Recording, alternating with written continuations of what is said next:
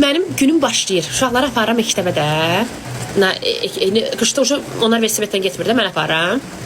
İnanırsınız, Allaha and olsun qızlar. Səhər saat 5-də dururam, alıram lapatikəmi əlimə, başlayıram həyətimin qabağında, bu şeylər var, onların qabağında qarı təmizləməyə. Əgər mənim evimin qabağında bir adam yıxılsa, əzilsə, mən onu həyatı boyu cibini ödəyəcəyim. Yəni biz məcburuq, etməmək şansımız yoxdur. Bütün qonşular görürsən ki, saat 5-6-ın yarısı ayaq istərlər hamısı. Hamısı xaş.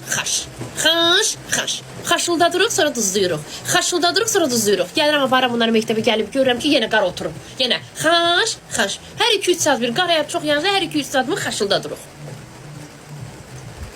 Allah haqqı, axşam yatmağa gedirik, baxırıq, qar yoxdursa, qalıb yol səkimizi təmizləməliyik, maşın qabağına səki keçirir bizim evim, mən hansı, halbuki mənim buramdan, buradan, oracan mənimdir də, hə?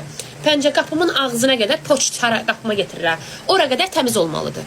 Bunu mən eləməliyəm. Ərim hara eləsin, ərim saat 4-də çıxır, 5-də çıxır evdən. Ərim axşamlar eləyir. Yəni bizim yaşayışmış budur.